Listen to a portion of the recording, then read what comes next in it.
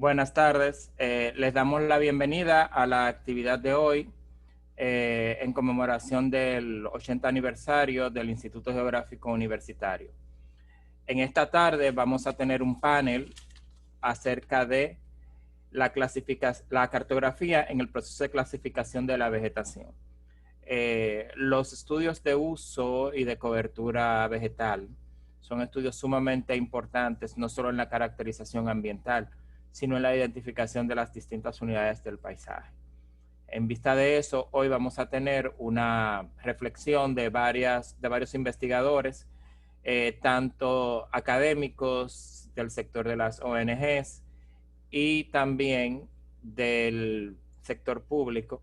Y es una discusión en la que van a participar los maestros Miguel Silva, Tomás Montilla y Martín Rapili.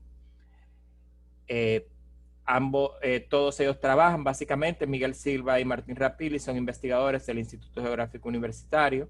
Miguel Silva también está afiliado a la Fundación Naturaleza y Desarrollo.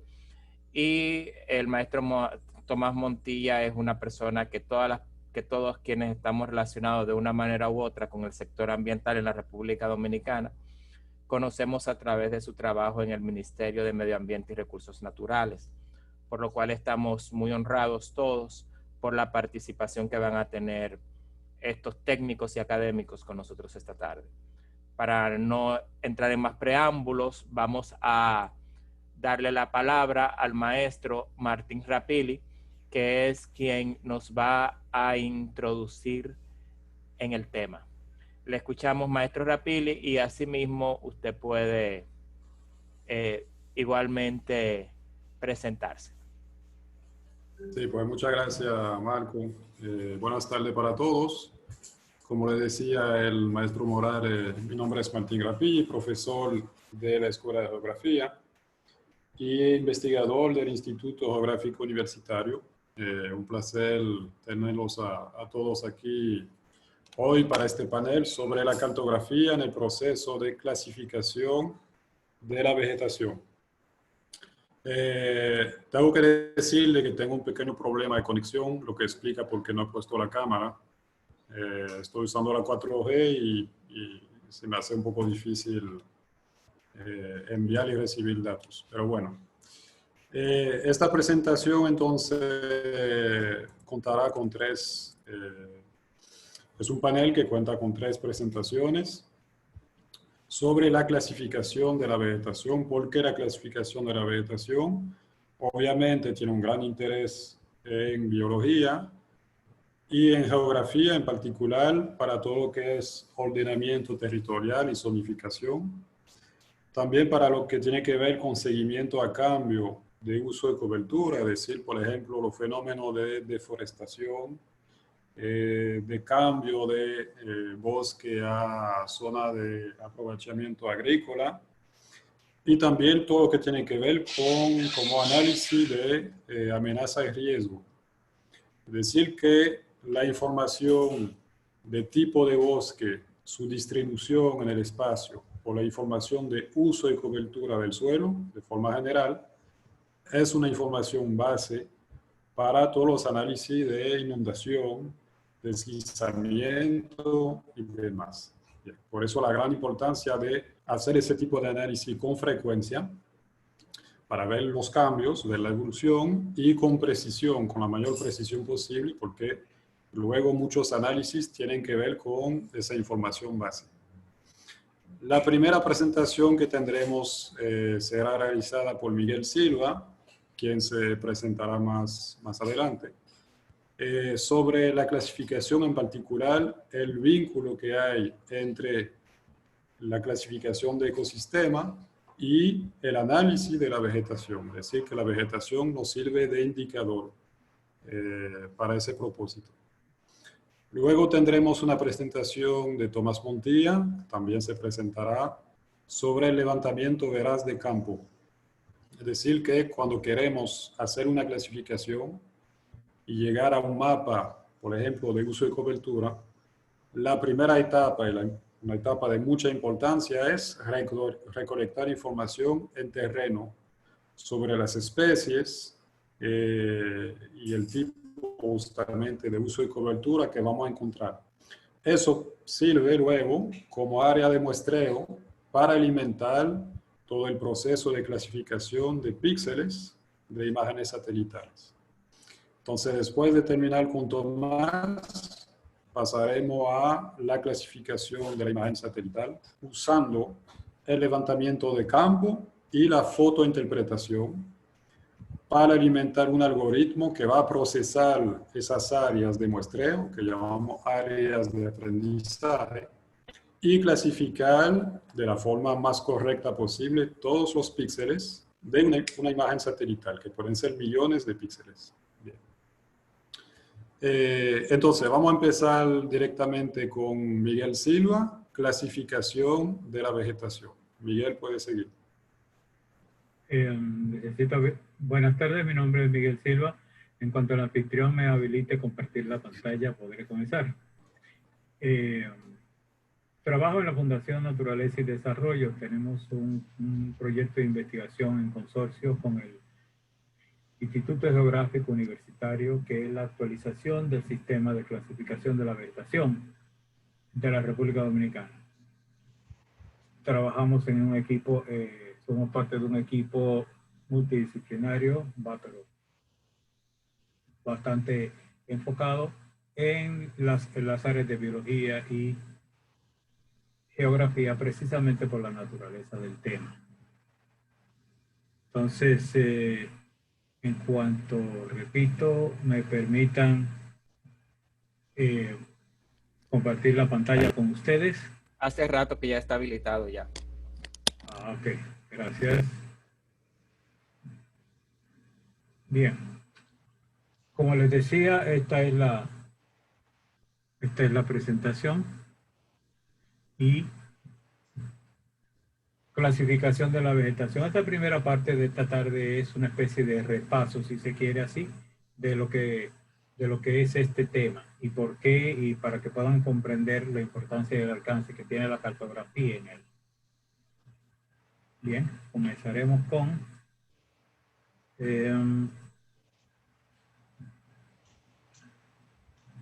definiciones básicas. ¿Qué es la biosfera, el bioma y el paisaje? La biosfera es el conjunto total de formas de vida en la superficie del planeta. Se extiende desde unos 5 kilómetros de profundidad hasta el final de la troposfera, a unos 50 kilómetros sobre la superficie. Todo lo que viene por debajo de la biosfera, el principal nivel de descenso es el bioma. Es el área biótica o paisaje bioclimático con el que se denomina a una región de la superficie de la Tierra que presenta uniformidades en cuanto al clima, flora y fauna, constituyendo así, puede verse, una zona identificable a partir del tipo y la variedad de ecosistemas que es posible hallar en ella. Finalmente, el paisaje. Por debajo del bioma encontramos el paisaje, que es la extensión del terreno que puede apreciarse desde un sitio. En esta imagen, por ejemplo, podemos ver varios ecosistemas y todos estos ecosistemas son los que conforman el paisaje.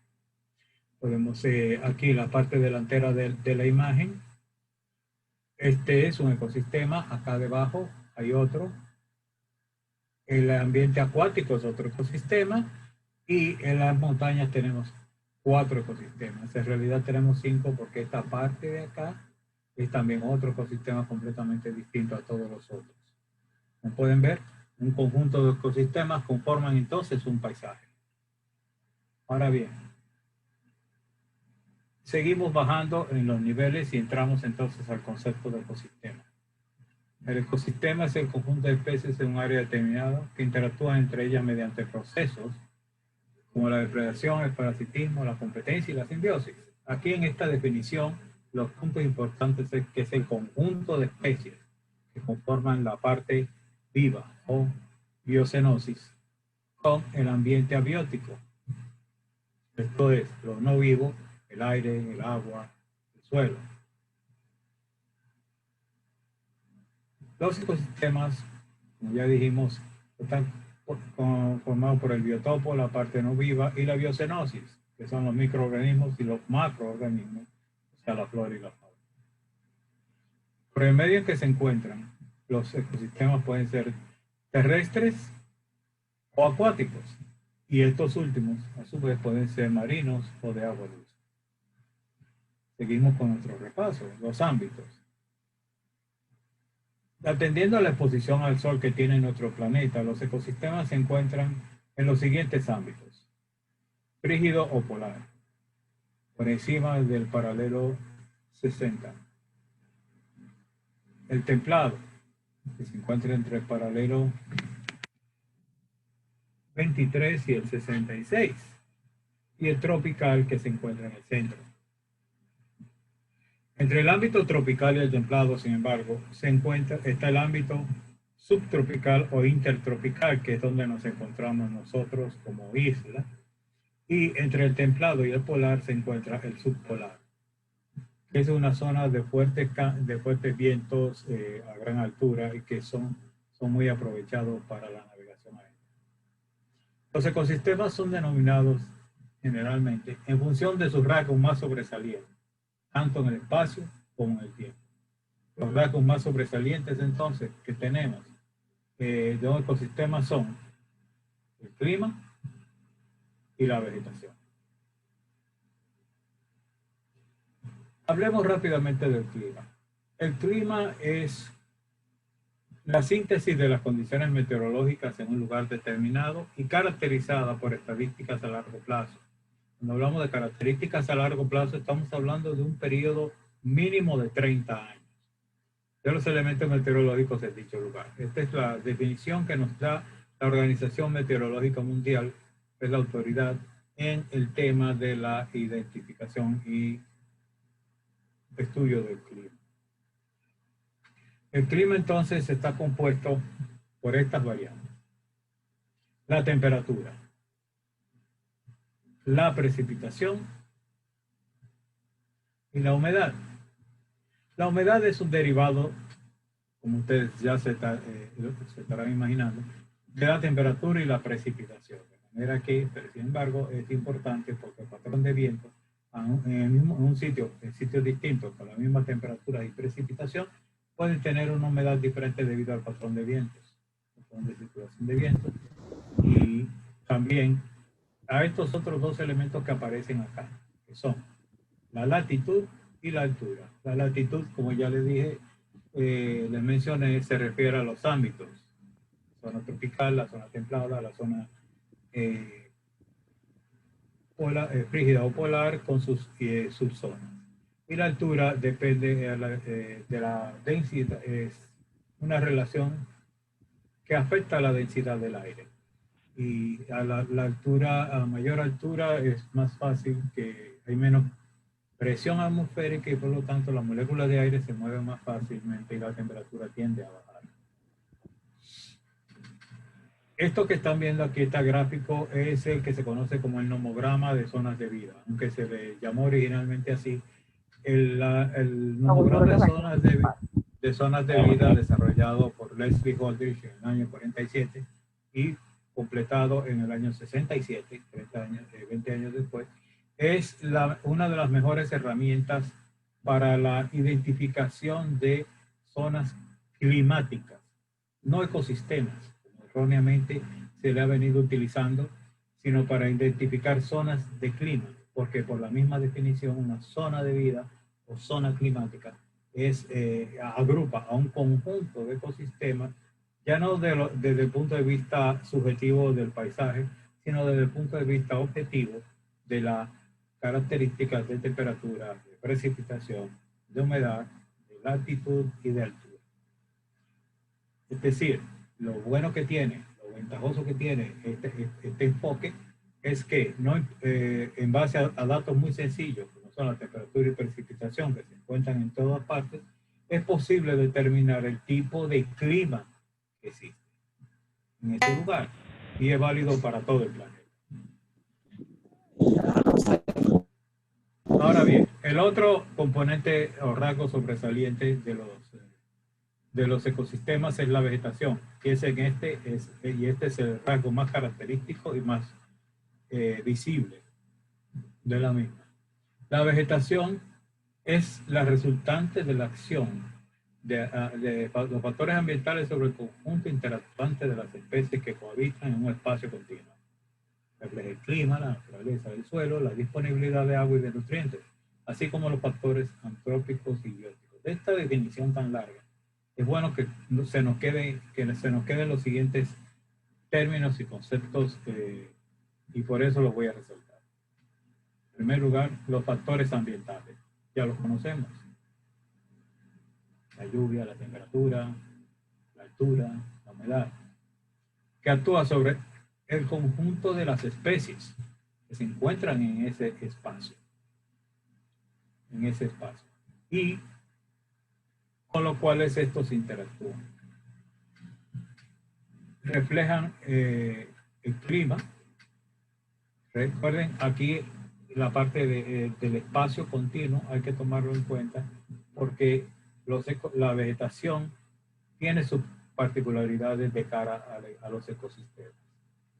Sin embargo, la vegetación refleja el clima, es un producto del clima, de la naturaleza del suelo.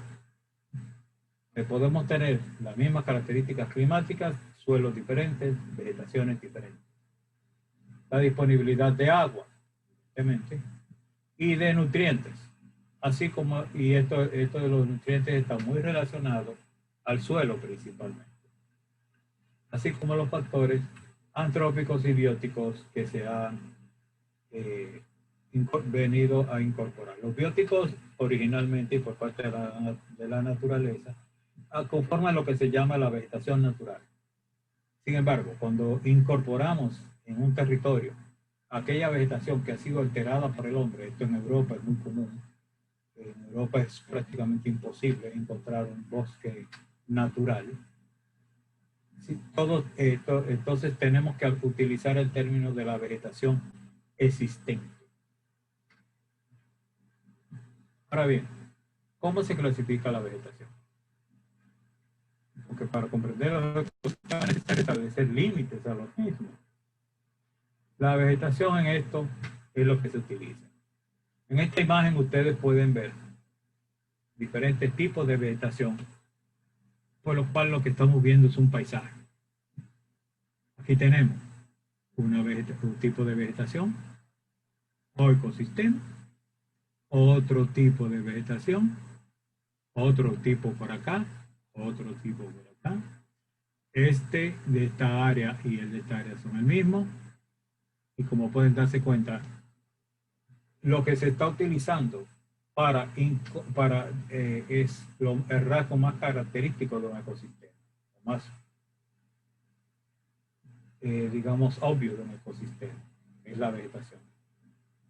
Pero la vegetación es a la vez discreta y continua. Porque si hablamos de la vegetación, tenemos que hablar de toda la flora que está en un sitio. Por ello, las poblaciones de especies de plantas, zonas con distribución discreta, se utilizan para caracterizar la vegetación y por ende al ecosistema. ¿Qué queremos decir con esto? En estos diferentes tipos de vegetación que estamos viendo, habrán especies que son comunes a todas. En este sentido, la vegetación es continua. Pero hay otras que son las que permiten separar y diferenciar unas de otras, son las discretas. Y son estas las que tenemos que utilizar al momento de hablar de la clasificación de la vegetación. Por otro lado, y esto en parte de la imagen que ustedes vieron anteriormente, las especies arbóreas, por ser las más conspicuas dentro de la vegetación, tienden a ser las identificadoras. Casi todas las identificaciones de la vegetación se basan, fíjense, nos hemos estado apoyando siempre en los rasgos más obvios, en los rasgos más visibles, por lo tanto los más conspicuos. Y dentro de la vegetación los más conspicuos evidentemente no son los arbustos, no son las hierbas, son los árboles. Y por eso se grafican y se clasifican en base principalmente a los árboles. No es que no se puedan incorporar arbustos. Sí, en algunos lugares es muy característico la asociación, la presencia conjunta de un árbol de árboles y arbustos.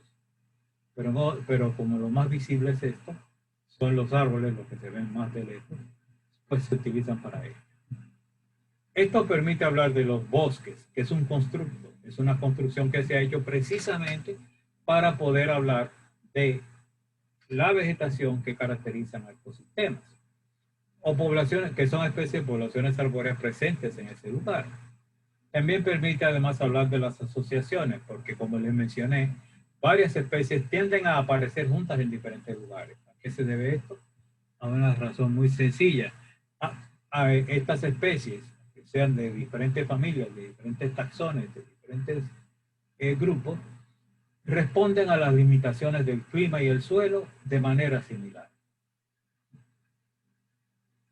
Entonces,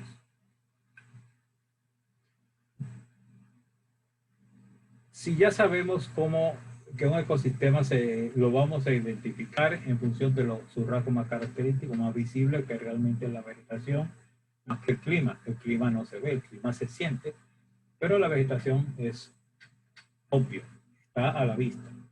Y en base a, a la parte de la vegetación más conspicua, los árboles, tenemos ya una manera de clasificar los ecosistemas.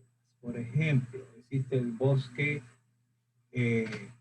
existen clasificaciones donde se utiliza el concepto de la asociación Suyetenia cocoloba, es decir, entre la caoba y una especie de árbol del mismo grupo de la uva de playa, que no es la uva de playa, que forma una asociación característica y se tiende a llamar de esa forma. La asociación Suyetenia cocoloba. Entonces, pero no basta en la actualidad no basta con identificar o clasificar un ecosistema.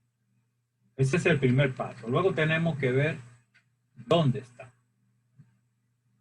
qué tan extenso es, cómo varía internamente, porque se dan variaciones internas, y con cuáles otros grupos, ecosistemas, tipos de vegetación se relacionan y se distribuyen, y cómo entre ellos se distribuyen el territorio.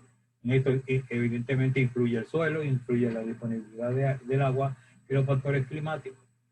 Pero para ello, la mejor herramienta disponible en la actualidad es la cartografía. Y definitivamente, al hablar de la cartografía, estamos pasando a nuestro segundo ponente, Tomás Montilla, porque por favor dejen las preguntas para el final. Gracias.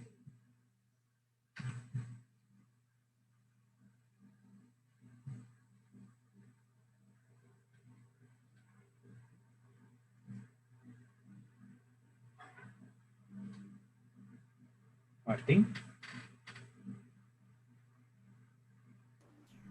Muchas gracias, Miguel, por esta presentación. Como decía Miguel, vamos a dejar la sesión de preguntas, vamos a agrupar la sesión de preguntas al final para las 3 presentaciones.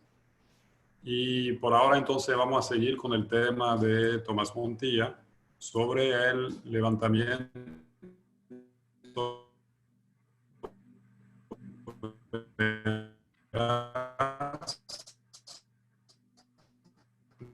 de cada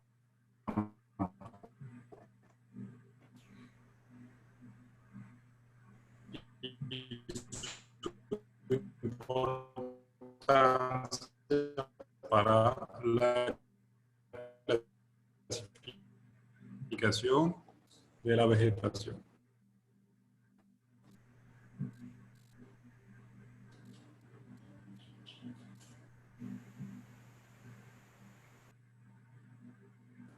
Para eso tomando y de lo contrario seguiré yo entonces con presentación. Parece que ha tenido, quizás haya tenido algún tipo de problema de conexión. Se comenzó muy bien, pero parece que se ha desconectado al parecer.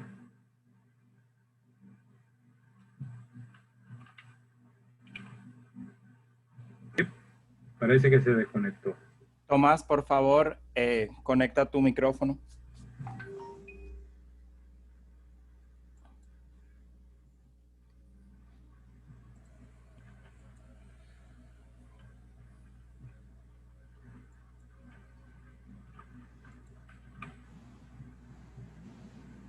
orquestas.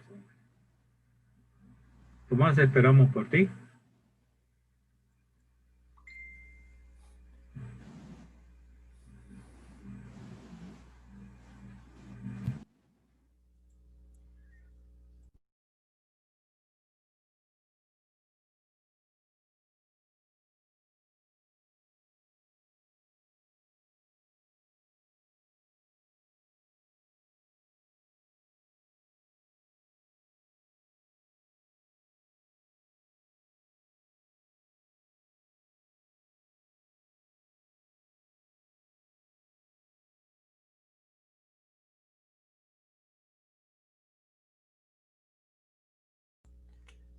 Vamos a esperar por Tomás, que parece que tiene algún problema para activar el micrófono.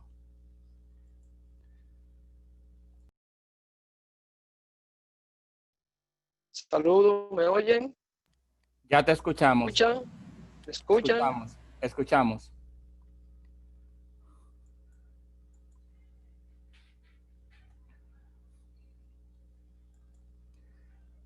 No, ya, habla, por favor.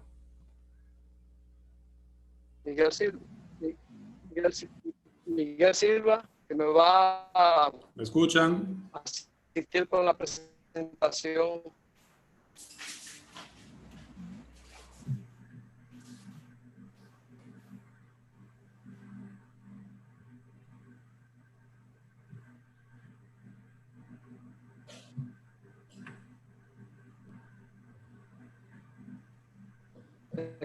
Escuchan.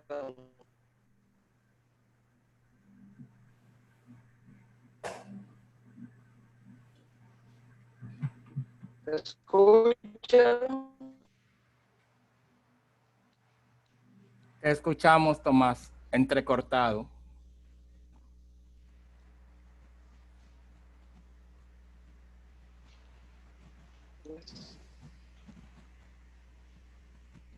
Miguel Silva.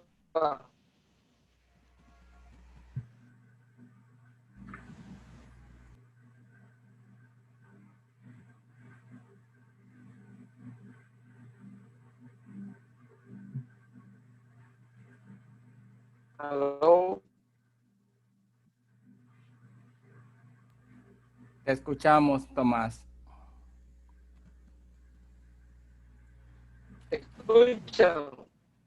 El contenido hoy.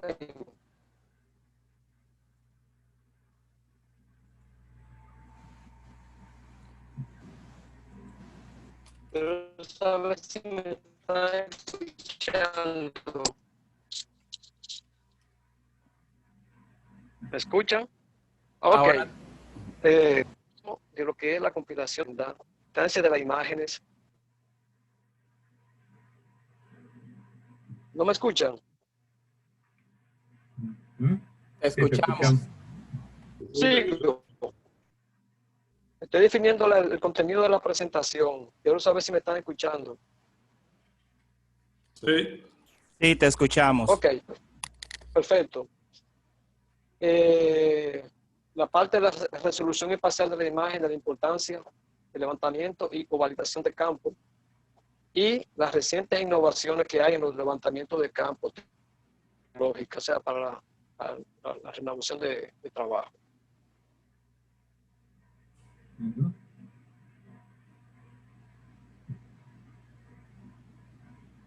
El objetivo más importante del campo. Si yo no sé qué voy a buscar al campo, aunque conozca mucho de vegetación, conozca mucho de uso de suelo, o de categoría de suelo, o de geología, o de botánica, si no tengo claro el objetivo del trabajo, pues ya ahí comienzo muy mal. El comienzo no va a ser bueno. O sea, yo tengo que tener claro qué voy a buscar, porque en el campo hay infinita variedad de informaciones en diferentes rangos. De ahí la importancia de tener bien claro cuál es el objetivo o el propósito del estudio en el que estoy participando, porque se me encomienda hacer. Por eso es que es tan básico y tan importante tener ya un mapa predeterminado antes de ir al campo.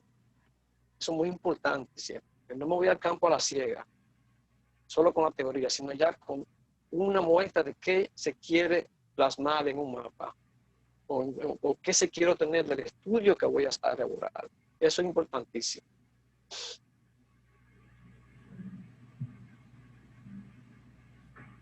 En la compilación, en la parte de compilación, si ustedes la buscan en Mr. Google o en Wikipedia, ya no aparece. Este término ya está desapareciendo del vocabulario moderno. Anteriormente se usaba la compilación para compilar data o datos. El origen, si uno lo busca en el latín, viene del verbo compilare, que significa poner punto. Compilador es aquel o aquello que compila, es decir, que reúne diversos elementos o fragmentos de una misma unidad. Sin embargo, ya hoy en la tecnología moderna, usted lo que encuentra es el término compilador con un software de informática, básicamente. Encuentra 1000 definiciones y 1000 tipos de compiladores, pero referidos a software, a lenguaje, puramente al lenguaje. Eso es lo lamentable actualmente. Inicialmente, la compilación de campo no es tan sencilla también. Miguel presentaba una gráfica como la que le muestro ahora, donde se ve la complejidad del uso de los suelos cuando se quiere interpretar de manera fiel y real. Usted en una pequeña área puede tener pastos, terreno preparado para agricultura, terreno con una agricultura en proceso de avance, puede tener bosques de galería o bosques ribereños, puede tener zona de pastizales, zona de matorrales, zona de bosque, zona de café, todo en pequeñas áreas. Por eso es tan importante el nivel de levantamiento de datos, o sea, si es un nivel detallado, semidetallado o un nivel generalizado. Eso es muy importante. Anteriormente,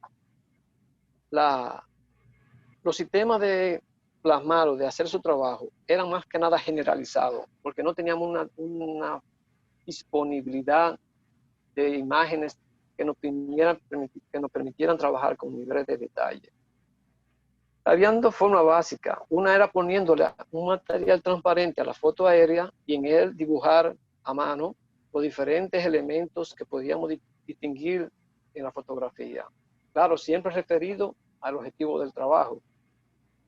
Otra manera era utilizar la misma imagen y sobre ella hacer un trazado con algún tipo de pluma de lápiz que no interfiriera ni dañara la fotografía. Así que podía ser borrada, corregida. Inicialmente utilizábamos imágenes el lápiz que no pudiera dañarla, que no dañara la imagen. Eso es lo que utilizamos inicialmente los intérpretes. Qué importante también tiene también el trabajo de campo. El compilador también debe estar acompañado de un conocedor también del elemento que se va a trabajar, sea un forestal, sea un botánico, sea un especialista de suelo. Es muy importante no ir solo al campo. El compilador no lo sabe todo. El compilador observa lo que hay en la superficie, pero hay detalles que solamente un especialista puede observarlo. Y por eso es tan importante estar bien acompañado, bien asistido. Eso va a garantizar un trabajo mucho más eficiente, contar con una persona que acompaña a uno en las labores. Hay una serie de instrumentos que son imprescindibles en un trabajo de campo. Se puede hablar de la cámara, se puede hablar de una buena brújula, se puede hablar de un buen vehículo, que es importantísimo para poder acceder a los lugares más difíciles, para poder trabajar. Puse dos vehículos en la figura porque no solamente es un vehículo que suba loma, un vehículo que se moje bien también y aguante. Al final de la presentación vamos a ver algunos aspectos ya que están desplazando estos elementos que utilizamos todavía nosotros aquí en Dominicana. Un buen GPS es imprescindible también. actualmente. La leyenda debe estar ya prácticamente definida. No puede ser una leyenda improvisada, porque yo debo ver en una pre-clasificación lo que yo debo tomar en cuenta en el campo.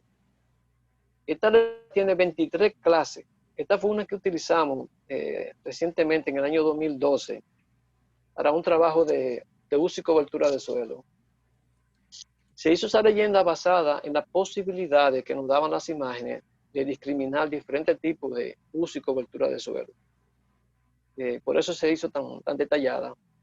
Y siempre hemos obligado a sacarle el mayor beneficio a las imágenes del satélite, porque es un trabajo también muy difícil. O sea, el hacer viajes de campo y hacer trabajo de campo conlleva una serie de protocolos que con los pocos recursos que dispone el Estado para este tipo de trabajo y de investigaciones, hay que tratar de aprovecharlo al máximo. Por eso a veces cuando vamos a un trabajo que es de bosque, exclusivamente forestal, aprovechamos para ver otras cosas, para tratar de complementar el trabajo lo más que se pueda. Eso es muy importante. Otra cosa muy importante es tener un mapa a mano. Tener un mapa a mano es que me indique a dónde yo debo ir, cómo llegar, porque uno no conoce todo el terreno del campo. O sea, llevar una hoja topográfica básica es muy importante porque eso me va a permitir con más certeza donde yo debo llegar a ver el fenómeno o a ver la circunstancia de la cobertura que hay allí y poder también interactuar con las personas, con las comunidades. Eso también es muy importante, que no se dejen de olvido. Siempre hay que andar con un mapa. Eso me ha costado que me he perdido 2 o 3 veces trabajando en el monte porque olvido el mapa. Pero es importante. Y no menos importante es contar con un buen formulario. Este formulario, que espero que lo estén viendo, fue el último que utilizamos para la clasificación de la cobertura forestal, el inventario forestal que se hizo en el año 2012-2016, hicimos en ese periodo. Siempre también el formulario va adecuado a los propósitos de la investigación. Tienen que responder a las necesidades. En este caso están la provincia, el municipio, las coordenadas. Después hay una serie de parámetros como la pendiente, la altitud, a qué altitud está el punto de muestreo. Y también se hace un croquis donde tomábamos el punto con la brújula o con el GPS, tomábamos 4 fotografías en los 4 puntos cardinales para que dentro de años, cuando salga un monitoreo y visitemos de nuevo esos puntos, veamos cómo ha evolucionado la vegetación, ya sea de forma natural o por influencia antrópica, ¿verdad? Eso es importantísimo. Ese fue uno de los mejores trabajos que hicimos. Otra cosa es la resolución. Hay varias resoluciones. Está la resolución espectral, la resolución espacial. Y en la espacial es muy importante la posibilidad que nos da de discriminar los tipos de vegetación en la imagen. Muy importante.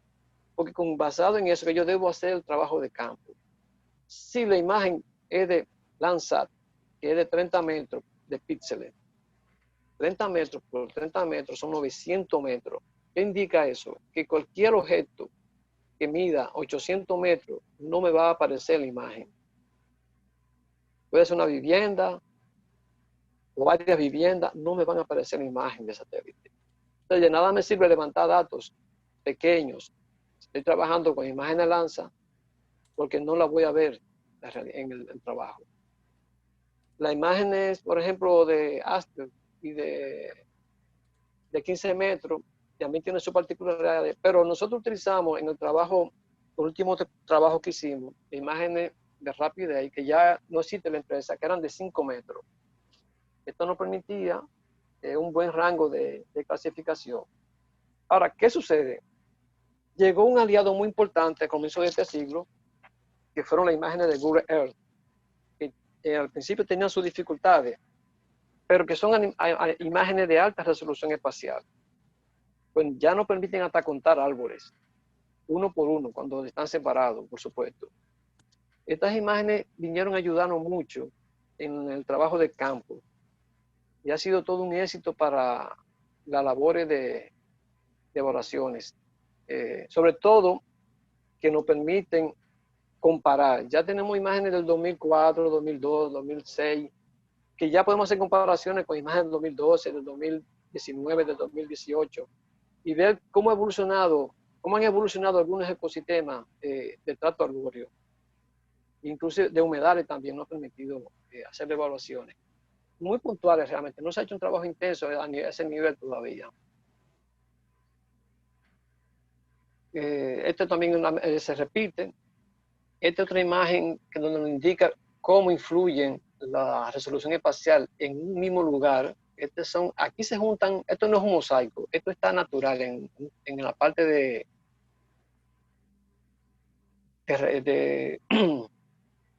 Puerto Escondido, esta imagen, donde ahí se cruzan varias imágenes con diferentes niveles de resolución.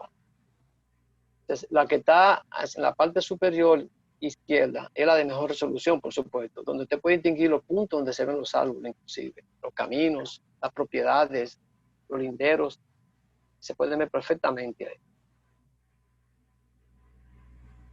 Esta otra imagen de alta resolución es una muestra de cómo se pueden ocultar informaciones. Es la misma imagen, no son imágenes diferentes.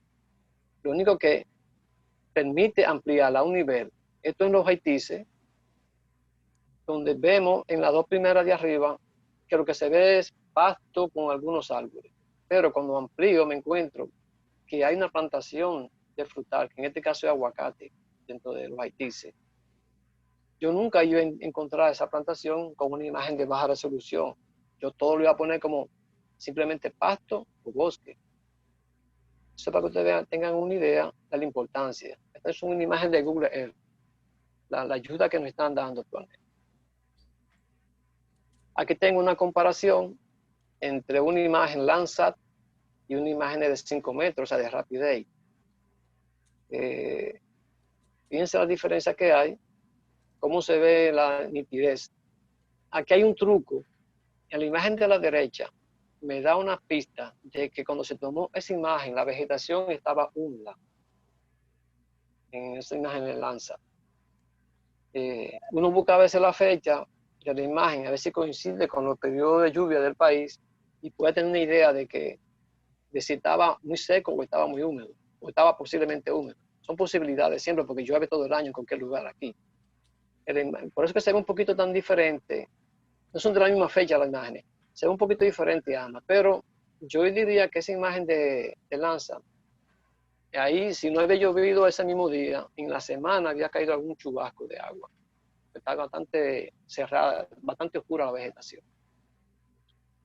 Otro problema que tenemos con los trabajos de campo son las nubes. ¿Cómo yo interpreto lo que hay debajo de la nube? ¿Cómo yo hago una evaluación en campo debajo de las nubes?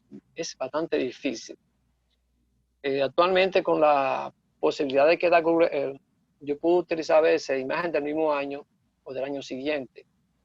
Fíjense que esta imagen es del 7 de noviembre del año 2018. Esa es la primera imagen. Tengo una segunda imagen que es de junio del 2019, del mismo lugar. Tengo esa imagen. Sin embargo, en la siguiente imagen, que es la de 2019, veo unos puntos que no están en la anterior imagen. O sea, que hubo impacto humano en esa zona. Eso es muy importante tener eso en cuenta. Eso yo lo puedo hacer en gabinete. No tengo realmente aquí al campo.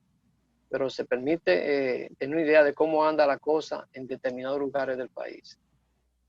Este otro caso, este en el Parque José del Carmen Ramírez, esta imagen, fíjense que hay nubes y sombra. Sin embargo, yo estoy seguro que debajo de esa nube y esa sombra no es posible que haya actividad humana porque allí no hay ningún tipo de presencia humana en esa zona. Y tengo esta otra imagen de otra fecha donde me indica que exactamente debajo de esa nube no había impacto. Este es el caso más común que hay en la zona central de la isla, entre lo que es Villa Altagracia, Samaná, los Haitíes, el este. Es la zona donde más nubosidades hay del país, usualmente. Incluso a veces supera a la zona de los bosques nublados en presencia de nubes. Aquí siempre en algún punto hay nubosidad en esta zona. Siempre, siempre. Es la zona más difícil de trabajar, realmente. Esta es una imagen tomada con radar.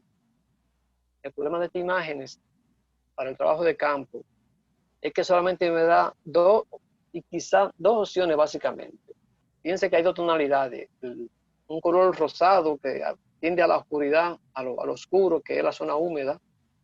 En ese caso es la parte baja del río Yuna.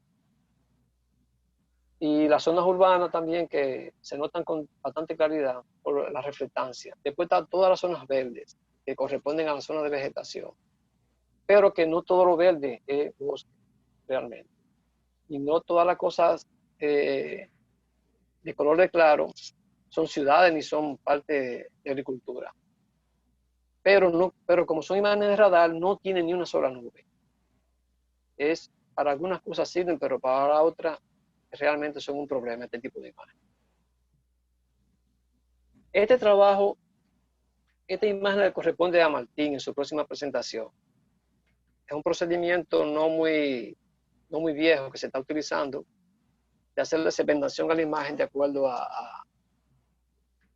a regiones homogéneas, basado en la textura, en patrones especiales y espaciales, que influyen mucho, tanto como la parte espectral.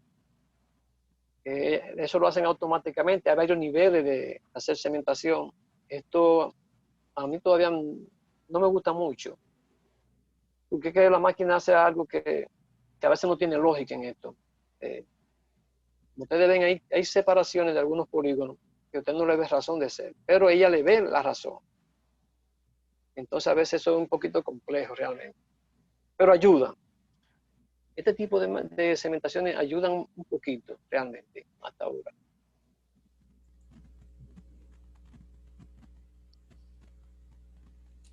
Para la clasificación supervisada,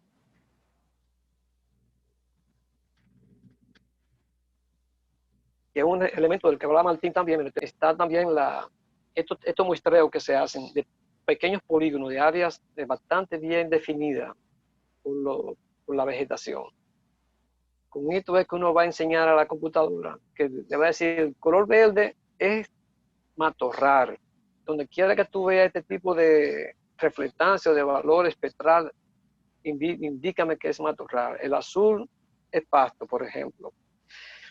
El color naranja es bosque. Y así sucesivamente. Yo le doy una instrucción a la máquina para que me haga una clasificación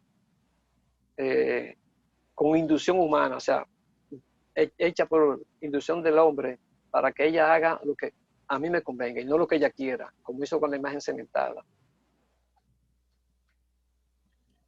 Esta es una clasificación no supervisada. Se tomaron muestreos de campo en todos esos puntos para después decirle a la máquina lo que eran esos puntos. Se hizo el trabajo de la clasificación ya supervisada para que ella me diera donde había matorral, donde había agricultura, donde había bosque, donde había cada cosa. ¿Me están oyendo? Sí, se escucha. Ok. Importante. Cada muestreo de campo es bueno tener una foto de lo que yo vi en esa coordenada, sea agricultura, sea ganadería, sea una plantación de pino, como se ve abajo y a la izquierda, una zona de humedales o un bosque. O sea, es importante que yo relacionar con una foto. Importante porque también cuando yo vuelva el año que viene o dentro de 10 años al lugar, o vuelva otro técnico y tenga la referencia del trabajo que hizo años atrás, pueda decir cómo ha cambiado o cómo se ha mantenido la cobertura en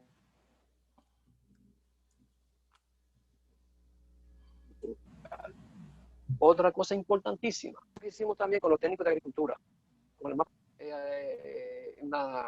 en la en las oficinas provinciales de agricultura con los técnicos que conocen el campo, la parte de uso agrícola, y también hasta la parte de bosque, que ellos conocen algunas zonas, con los mapas preliminares para que nos dijeran.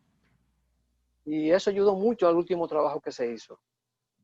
Inclusive, si ustedes ven una imagen, ahí estamos hablando hasta con campesinos que nos orientan también sobre los hábitos que tiene la gente de ahí de sembrar también, que es importante conocerlo. Eso ayuda mucho el intercambio con las personas para el mapa de uso y cobertura de suelo, tanto técnico como comunitario. Son muy importantes. Ahora, la próxima imagen es el trabajo que hace el técnico ya tomando datos, con GPS, tomando nota.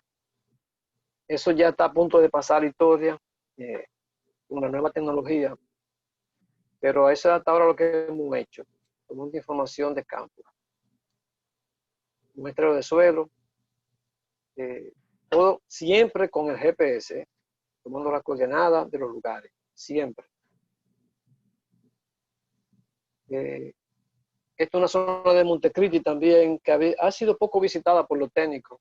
Tuvimos la oportunidad de ir el año pasado, donde creo que existe una de las zonas de mayor presencia de guayacán en estado natural, en Montecristi. Es fácil, no esa zona. Aquí tenemos al doctor Lemuel Familia haciendo una evaluación de los dragos en el Bajo Yuna, en esta fotografía. También es importante la época en que uno va a visitar la zona. Es importante porque es imposible entrar a esa zona en tiempo húmedo. Imposible prácticamente. Aunque usted vaya con las mejores botas de gomas, es imposible caminar realmente. Tomar en cuenta la época del año en que se va a hacer el trabajo. En algunos lugares es muy importante. Y lo otro es que ustedes se encuentran con cosas inesperadas. Usted va a hacer un trabajo y se encuentran con que están depredando el bosque. Y esto en el Parque Nacional Anacaona, en un trabajo que no andábamos precisamente en eso. Pero es importante tomar referencias, tomar coordenadas, tomar fotografías de cosas que uno no esperaba encontrar. Aquí ocurrió, por ejemplo, en los Haitises, en la cuenca alta del río Yuna, en la Sierra Martín García, por ejemplo, esa imagen que se ve, si ustedes la están viendo a la derecha y la parte inferior, estaba como matorral en una imagen anterior y ya aquí es un bosque que se ha recuperado prácticamente. Si se fijan, hay una especie de catáceas ahí que apenas se notan.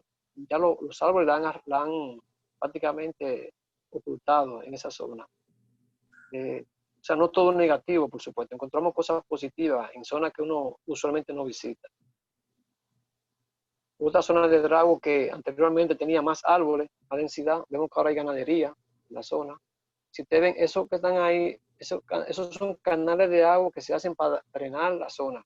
No son ríos naturales. Eso lo hacen con palas excavadoras para ir secando los suelos para que las vacas puedan pastorear. Hay cosas interesantes de un caso particular que yo quería comentar, porque un caso extraño que se dio el año pasado, che rojo, así no se ve, en una plantación de café. Espero que lo estén viendo.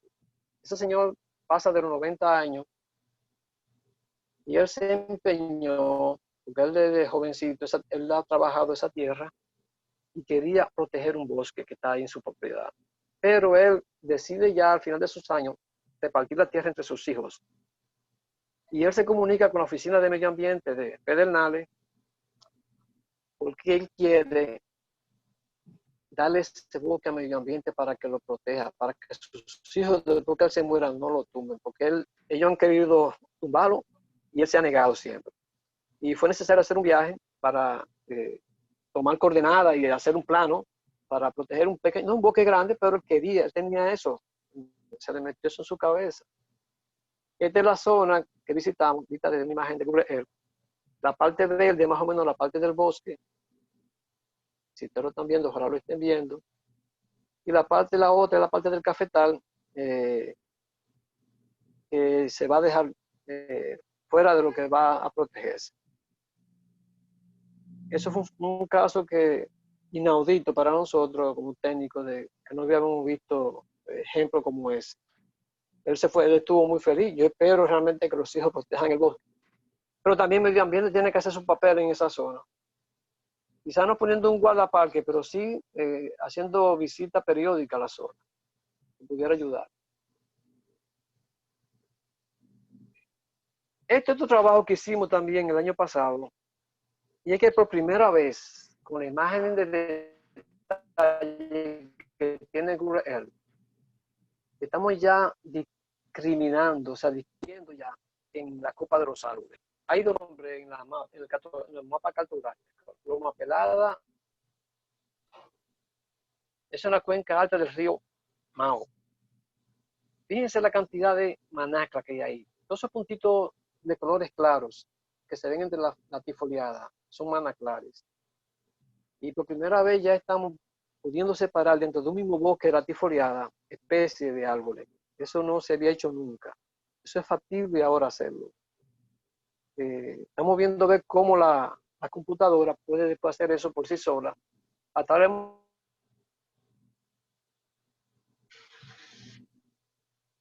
hecho algunos polígonos a mano, normalmente digitalizados, pero es un aliciente ahora que uno actualmente.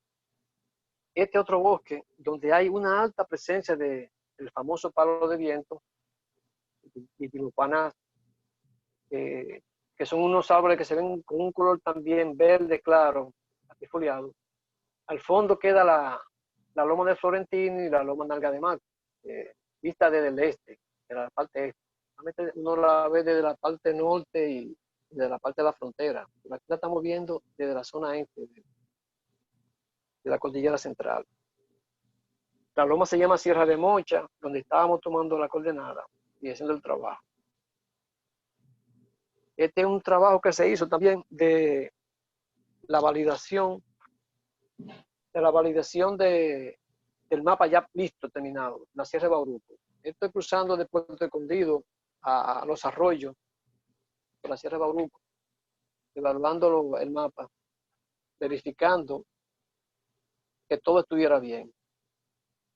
Esto fue la cantidad de muestreos que tomamos para ese trabajo. Sin embargo, al principio nos sentíamos contentos con ese muestreo, pero ahora nos damos cuenta de que no es suficiente. Hay que mejorar más en los puntos de muestreo. Eso podría ser una próxima intercambio que tengamos técnico para que sentemos lo que estamos haciendo ahora, una malla a 250 metros de punto en todo el país, clasificándolo, haciendo una base de datos de lo que hay en cada 250 metros. O sea, cada un kilómetro estamos tomando una variedad de puntos. Se está haciendo un trabajo ahora, pero está muy comenzado todavía. Todavía no en eso. El control de calidad es lo que le estamos hablando, el asunto de la malla de puntos. Eso nos sirve para eso. Y ya para no cansarlo mucho, esta información. La reciente innovación en la captura de informaciones de campo es uno de los requerimientos más amplios que tiene para recopilar informaciones valiosas. Si por algún motivo encontrar información online sobre variables específicas era una tarea imposible, hoy en día y con la nueva tecnología de información, es posible que usted mismo o su equipo de trabajo realicen levantamiento de dichas variables, todo desde su dispositivo móvil. Yo creo que los muchachos que están oyendo esto, que son tecnólogos, mucho más que yo conozco muy poco de eso, saben mejor de lo que yo estoy diciendo. Ya ahora, con algunos programas, algunos softwares, se pueden hacer levantamientos de campo, en pleno campo. Se puede mandar información si hay señal directamente a la central, a un servidor, a la computadora, y se puede ir haciendo trabajo intercambiando información con el técnico que está en la oficina. Se pueden hacer todo simultáneamente. Aquí habla del colector para allí.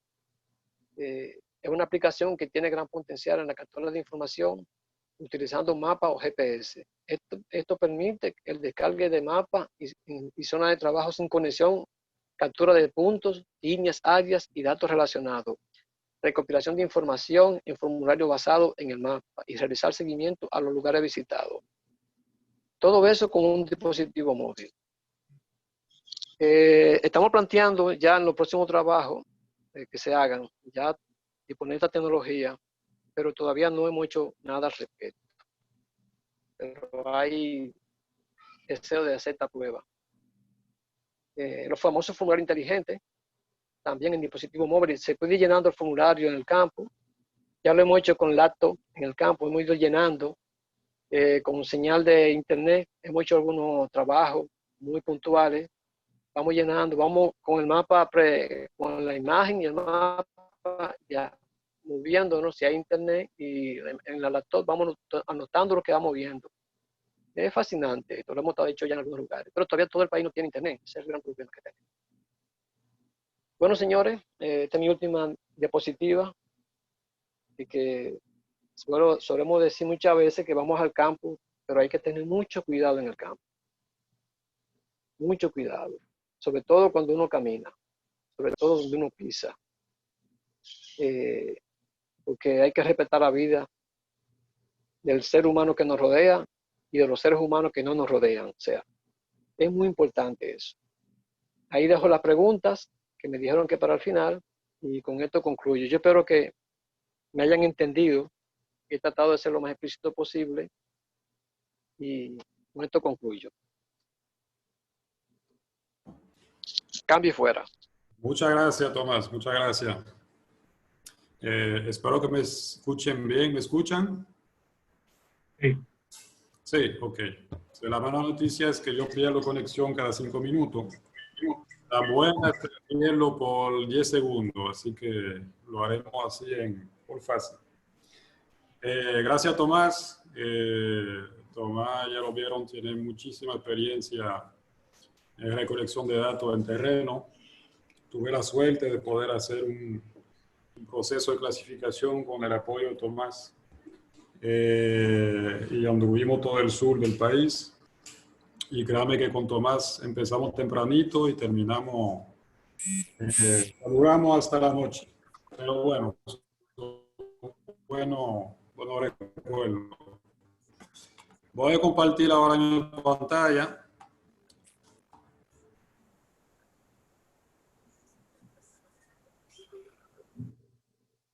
Y vamos a ver si funciona.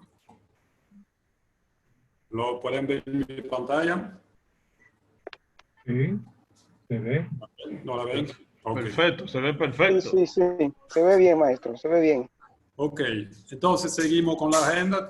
Ya vimos la clasificación de la vegetación de Miguel, el levantamiento de áreas de campo de Tomás, y terminamos entonces con, digamos, el trabajo de gabinete, que sería la clasificación de imágenes satelitales ópticas en la computadora, usando justamente esas informaciones que se levantaron en el campo.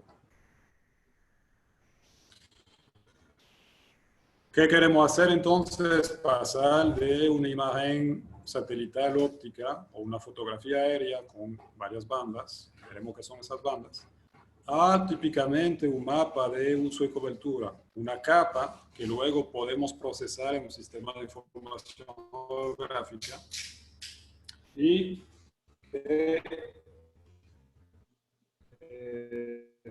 nos permite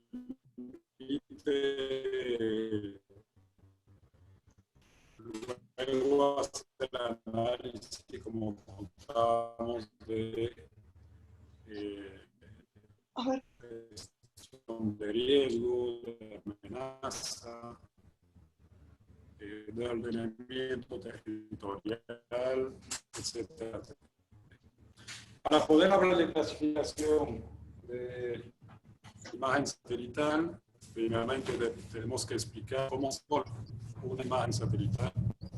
Tenemos una imagen Landsat 8 de la península lunar. Esta imagen no se forma como se formaban las fotografías análogas. Teníamos un material químico sobre una placa, una película. En este caso lo que tenemos realmente son diferentes bandas para formar esta composición a color natural. Vamos a explicar. Aquí tenemos un objeto verde que nosotros vemos, que está compuesta por diferentes tipos de ondas electromagnéticas. Entre ellas, si queremos simplificar y quedarnos solamente con los colores primarios, pues tenemos un conjunto de ondas con una longitud de onda, es decir, la distancia entre dos picos aquí, relativamente corta, que corresponde al color azul. Otras ondas con una longitud de onda un poco mayor, que corresponde al color verde.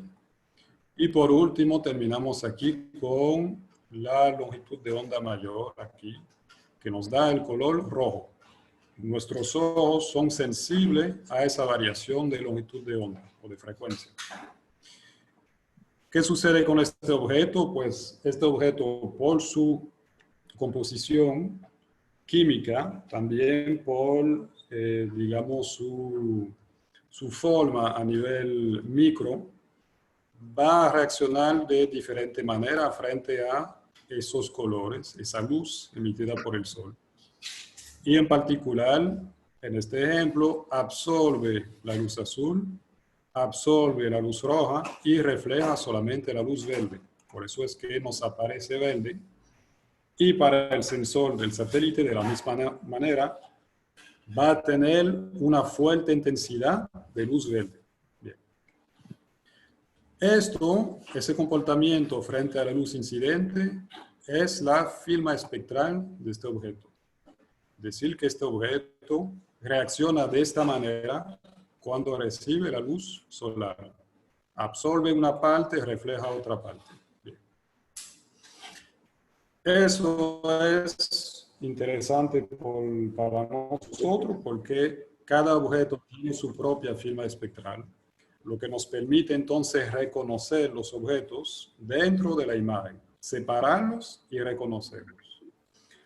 Aquí estamos viendo un diagrama aquí que presenta en este eje la longitud de onda, es decir, para simplificar, los tipos de colores que reflejan la vegetación, esta curva verde, y aquí en este eje tenemos la reflectancia en porcentaje, es decir, de la luz incidente, de la luz que proviene del sol e impacta con la vegetación, ¿qué porcentaje va a quedar reflejado hacia nuestros ojos o hacia el sensor del satélite? Bien. Le puse unos colores aquí para que se entienda un poquito mejor. Dentro de esa longitud de onda estamos, digamos, en el color azul, aquí el verde, el rojo, y más allá tenemos los infrarrojos cercanos. Esta curva aquí, la firma espectral de la vegetación promedia, ¿qué nos dice? Nos dice que la vegetación tiende a reflejar muy poco la luz azul. ¿Por qué? Porque absorbe esa energía para su proceso de fotosíntesis. Luego tenemos un pequeño pico aquí, que significa que la vegetación sí refleja un poco más la luz verde, o esas ondas electromagnéticas que corresponden al verde. Aquí de nuevo baja esa curva, lo que significa que la vegetación refleja poco el color rojo. Y de nuevo aquí vemos que la curva sube. Aquí estamos en los infrarrojos cercanos, que es una luz, le voy a decir luz entre comillas, impacta también con la vegetación, pero que nuestros ojos no pueden captar, no pueden percibir. Lo interesante con el sensor del satélite es que sí tiene la capacidad de captar esa información adicional. Y resulta muy interesante notar que para la vegetación, los infrarrojos cercanos quedan reflejados casi en un 50%. Bien, esta es la curva, la firma espectral típica de una vegetación, y lo que queremos hacer nosotros es separar los tipos de vegetación. Matorral seco, matorral latifoliado, bosque seco, bosque húmedo, etcétera, etcétera. Y obviamente cada tipo de asociación va a tener una curva ligeramente diferente, lo que nos va a permitir detectar, identificar los tipos de bosque en la imagen.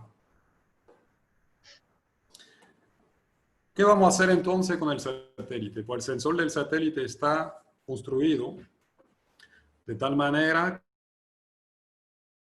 que puede justamente separar esas bandas, lo que llamamos bandas espectrales, es decir, captar diferentes imágenes, no una sola, sino a captar, por ejemplo, una imagen que corresponde al violeta, aquí, estamos en la luz visible, otra imagen que corresponde al azul, una para el verde, para el amarillo, el rojo, y unas bandas para los infrarrojos cercanos y medianos, es decir, los que se alejan del color rojo. ¿Qué produce el sensor entonces con esas bandas? Pues típicamente un sensor produce varias imágenes. Por ejemplo, produce una imagen de intensidad que corresponde a la banda de la luz azul. Es decir, que esta imagen aquí no es que yo aplique un filtro cualquiera sobre la imagen de la península. Esta es la imagen de la península de Samaná, vista solamente en la luz azul. Y tenemos diferentes niveles de intensidad. Aquí tenemos unos píxeles claros que corresponden a mucha luz azul reflejada por el objeto. Lógicamente lo vemos aquí en el mar. Y al contrario, pueden encontrar píxeles oscuros que esconden un tipo de objeto que no refleja mucho la luz. Aquí tenemos unos manglares y esos manglares tienden a absorber la luz como con la señal de la vegetación. El sensor entonces elabora una imagen para la banda azul, otra para la roja, puede elaborar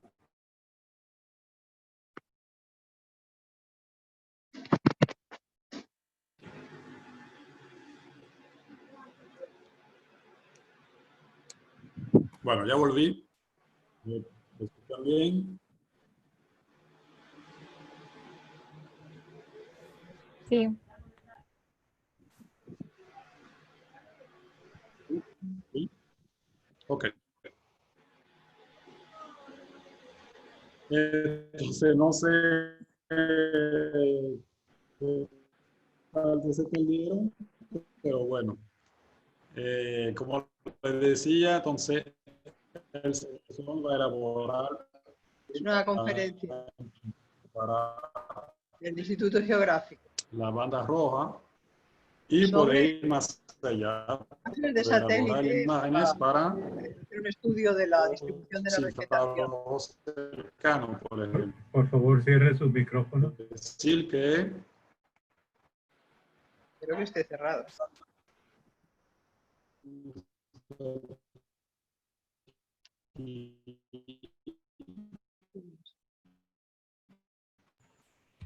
Se oye mal, no sé si es la computadora mía o qué. es la imagen península de Samaná, pero vista, Se escucha mal porque la transmisión es mala. perdón, maestra,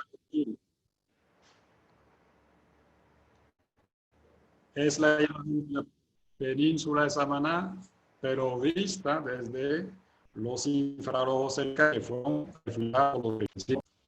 No se puede ver con nuestros ojos, pero sí lo vamos a ver atrás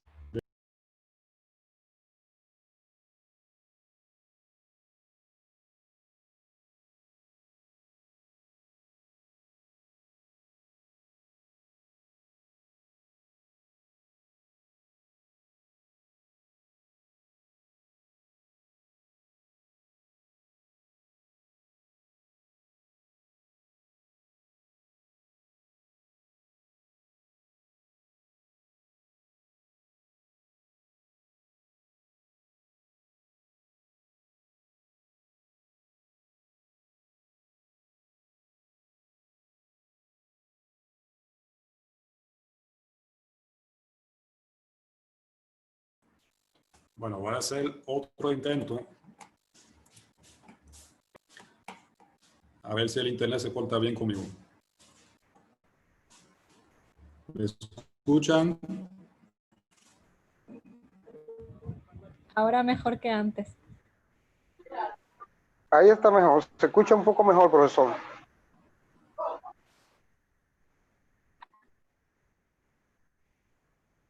Mejor. Está entrecortado, pero un poquito mejor. Bueno, vamos a aprovechar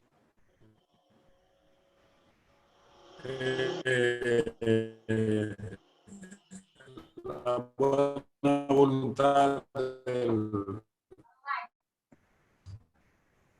del internet. Entonces,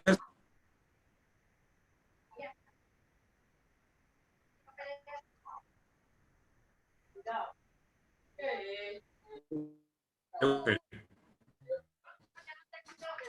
Es una composición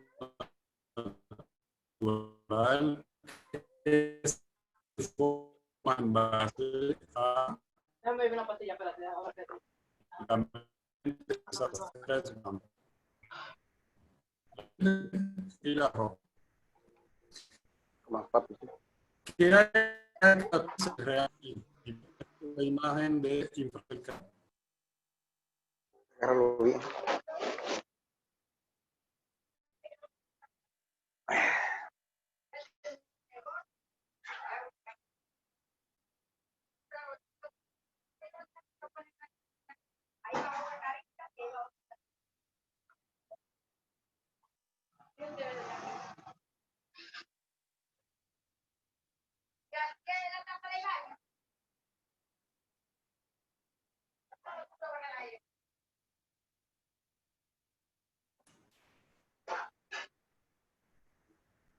Bueno, la conexión queda muy inestable.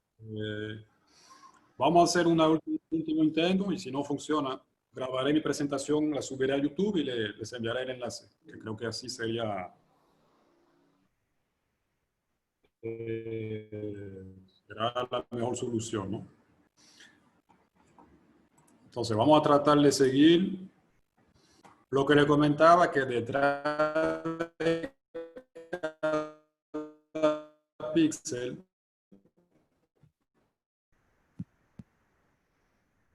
tenemos un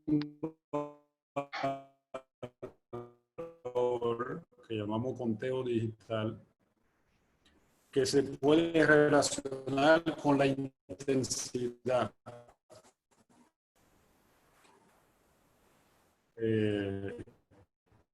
De la energía solar que fue reflejada hacia el sensor de los objetos que vemos en la imagen. ¿Qué significa esto? Que, por ejemplo, aquí en este espacio, ustedes ven que los valores son relativamente bajos. Significa energía solar que le llega, tiende a absorber esa energía. La geográfica es asignarle un color. Si los valores son bajitos, le asignamos un color negro o gris oscuro. Y al contrario, aquí tenemos otros objetos que tienden a reflejar mucho la energía solar. Por eso aparecen de color gris claro o blanco. Porque decidimos, con la simbología, asignar un color claro para los píxeles que tenían que reflejaban mucho la luz solar.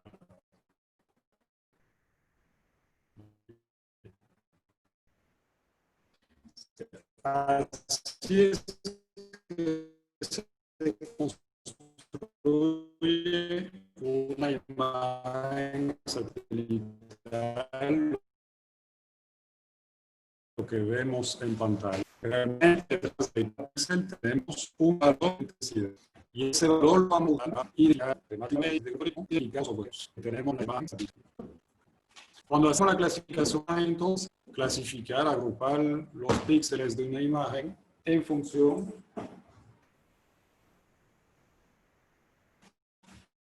de criterios radiométricos, es decir, en función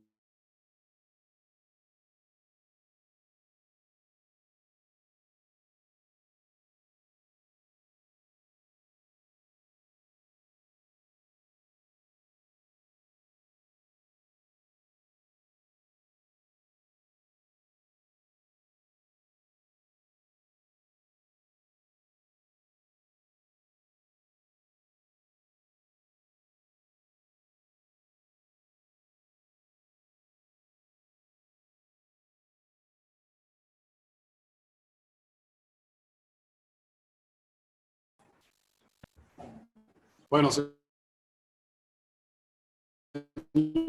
creo que Tomás. Y como les comentaba, les enviaré mi presentación o subiré mi presentación a una página de YouTube. Si tienen preguntas, entonces, sobre las primeras dos presentaciones, por favor, escríbanla en el chat.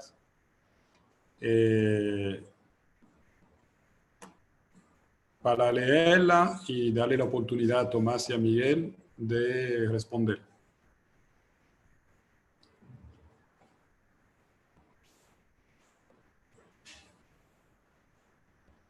¿Me escucharon?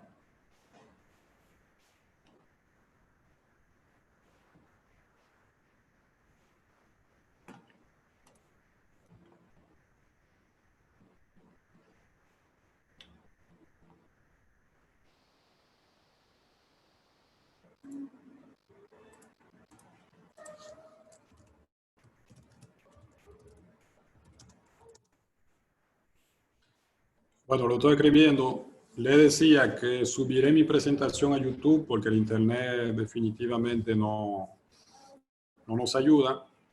Y vamos a pasar directamente a la sesión de preguntas sobre la presentación de Tomás y la presentación de Miguel.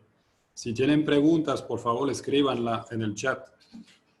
Y luego le daremos la palabra a Tomás y Miguel dependiendo del tema.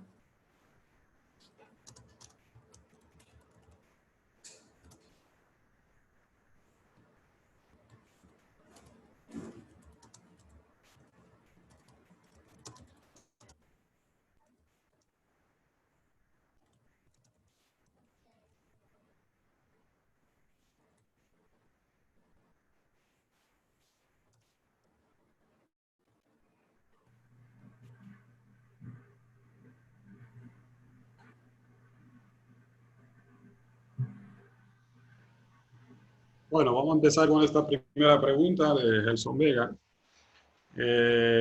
La importancia del infrarrojo en la vegetación. Como vieron en la firma espectral de la vegetación, tiende a reflejar mucho los infrarrojos cercanos. Lo que es, digamos, es algo relativamente inhabitual en cuanto a los tipos de objetos que encontramos en la superficie terrestre, lo que nos permite identificar con facilidad la vegetación en una imagen satelital. Luego, para hacer una clasificación, de los diferentes tipos de vegetación, ahí lo que necesitamos es tener un gran número de bandas espectrales de esas imágenes que ustedes vieron. Porque mientras más bandas voy a tener, mejor va a ser mi caracterización de la firma espectral de los objetos que veo en las imágenes. Y eso me va a permitir discriminar tipos de vegetación que pueden parecer bastante cercanos cuando lo vemos con el ojo humano, pero que en la imagen satelital con todas esas bandas sí podemos separar, identificar, clasificar.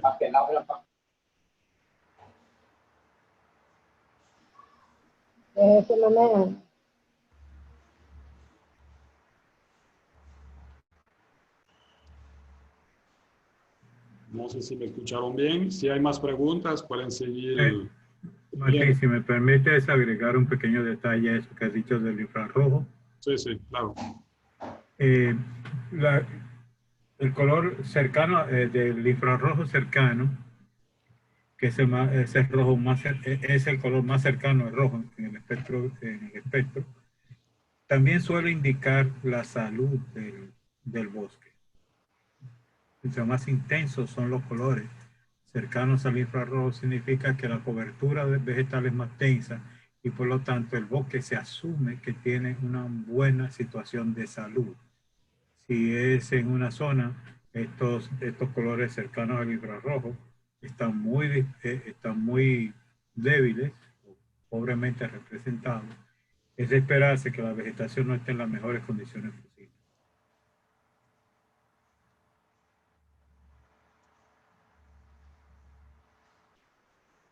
Sí, gracias, Miguel, por ese ese aporte.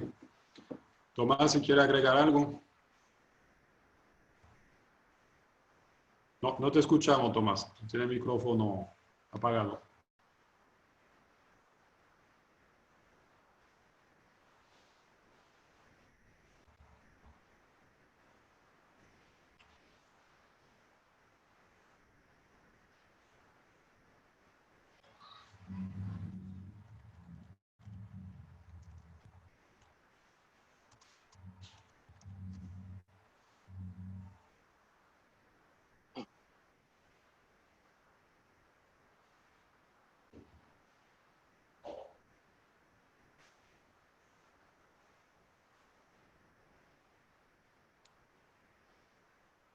Puede hablar, Tomás, te escuchamos. Ya, ¿me oyen bien ahora? Sí, perfecto. No digo yo que el infrarrojo también se usa mucho en la agricultura para detectar enfermedades en los cultivos, porque inclusive antes de que estén a la vista, se pueden detectar con fotografía e imagen infrarroja, la infección o los daños a los cultivos. O sea, trabaja mucho, tiene que ver mucho la clorofila también con eso, con la intensidad de la reflectancia de los cultivos y la vegetación. Es cierto lo que ustedes dijeron.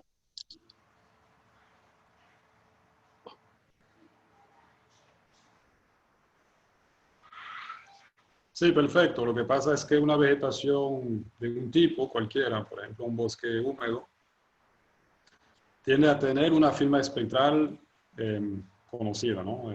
Típica. Y si esa vegetación tiene alguna enfermedad o algún problema de aporte de agua, esa firma va a cambiar. Y va a cambiar en qué parte, particularmente en la luz roja reflejada y la luz infrarroja reflejada. Sí. Es el monitoreo que tratamos de dar cuando calculamos un índice que se llama el índice normalizado a diferencia de vegetación en DVI, para dar seguimiento a los bosques y también, como decía Tomás, a la producción agrícola, para encontrar en la imagen algún problema, ¿no?, con esa vegetación. Y eso lo usamos también para identificar las zonas que están pasando por un proceso de sequía. Es decir, que la vegetación que se está secando va a ver su firma espectral totalmente o bastante modificada. Bien, entonces, en ese caso, podemos usar la vegetación como un indicador de la sequía.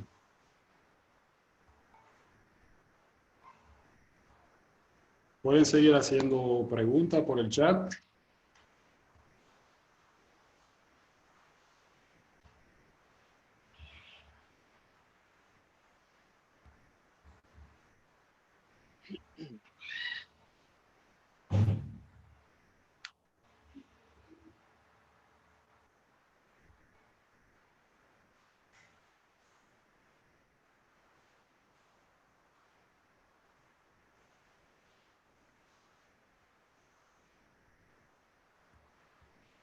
Bueno, si no hay más preguntas, pues creo que podemos cerrar entonces este panel. Lamentablemente con unos problemas técnicos, pero bueno, eso es parte de la covidianidad, como dicen, y de todo eso.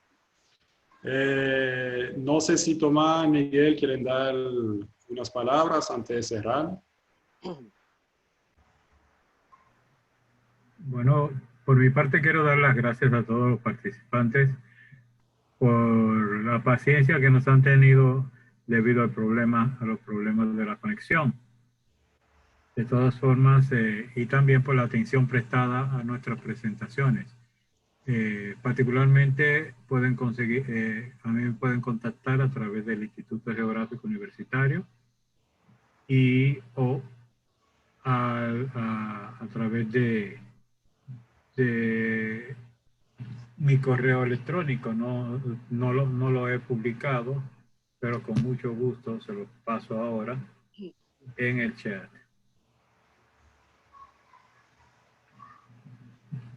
De mi parte, yo estoy muy agradecido de haber participado Es mi primera vez que participo en este tipo de eventos. Por eso quizás he tenido algunas dificultades. Y decirle a los oyentes que cualquier cosa, yo estoy en la Dirección de Información Ambiental del Ministerio de Medio Ambiente, en la 4ª planta, en la última oficina de la 4ª planta, y cualquier cosa estamos allí para servirle. Muy contento y ha sido una buena experiencia para mí. Gracias. Pues muchas gracias, Tomás. E igualmente les agradezco a todos por la participación, que ha sido muy buena.